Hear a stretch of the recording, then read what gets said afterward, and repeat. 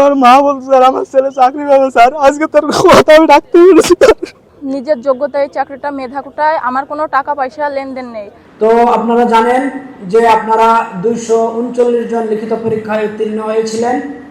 এর মধ্যে physical test পরীক্ষায় 239 জন উত্তীর্ণ হয়েছিলেন। এর মধ্যে আপনারা লিখিত পরীক্ষায় 44 জন উত্তীর্ণ হয়েছে।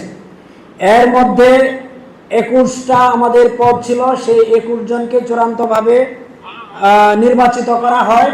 একজন অনুত্তীর্ণ হয়েছেন এবং বাকি 4 জনকে আমরা অপেক্ষমান তালিকায় রেখেছি। যারা যারা আছো আমাদের জেলা পুলিশের পক্ষ থেকে তোমাদের জন্য আমাদের এই রজনীগন্ধা একটা স্টিক আমি এই উপহার হিসেবে জেলা পুলিশের পক্ষ থেকে দিচ্ছি। একজন একজন করে আসো, পক্ষ থেকে তাদেরকে ধন্যবাদ জানাচ্ছি।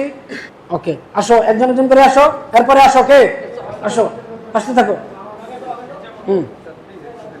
এই নিয়োগ প্রক্রিয়ায় বিভিন্ন আমাদের কমিটির সদস্যরা ছিল, তারাও ক্লান্ত পরিশ্রম করেছেন এবং প্রিয় সাংবাদিক ভাইরা সহ এলাকার মানুষের কাছ থেকেও আমরা সহযোগিতা পেয়েছি এবং সম্পূর্ণ এইখানে স্বচ্ছতা এবং নিরপেক্ষতার সাথে আমরা নিয়োগ প্রক্রিয়াটি সম্পন্ন করতে পেরে আমরা নিজেদেরকে কৃতার্থ মনে করছি। শারীরিক সক্ষমতায় 239 জন পরীক্ষায় উত্তীর্ণ হয়েছিল, তার মধ্যে লিখিত পরীক্ষায় 44 জন উত্তীর্ণ হয়েছে। এই লিখিত পরীক্ষা 44 জনের মধ্যে একজন অনুত্তীর্ণ হয়েছে এবং 21 জনকে আমরা চূড়ান্ত নিয়োগের জন্য সুপারিশ করেছি, তারা নির্বাচিত হয়েছে এবং 4 জনকে আমরা অপেক্ষমান তালিকায় রেখেছি। যদি কোনো সদস্য যোগদান না করেন তাহলে আমরা অপেক্ষমান তালিকা থেকে তাদেরকে বাছাই করে নেব।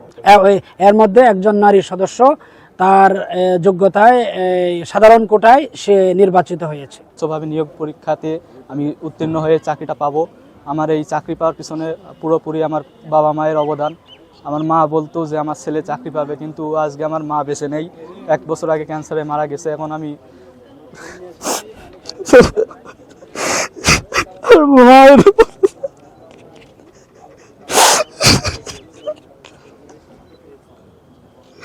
আমার মা বলছে স্যার আমার ছেলে চাকরি পাবে স্যার, আজকে তার কথা আমি ডাকতে পেরেছি।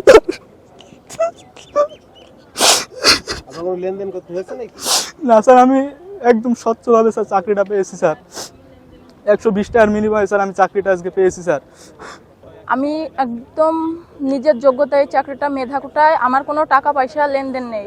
আমার বাবা একজন গরিব মানুষ, আমার কোনো এখানে টাকার কোনো হাত নেই স্যার। আমার ছোটোবেলা থেকে মনে করেন স্বপ্ন ছিল বাংলাদেশ পুলিশে যোগদান করব, সেটা আজকে পূরণ হয়েছে। আমার আব্বু আমার পাশে আমি দাঁড়াতে পারবো।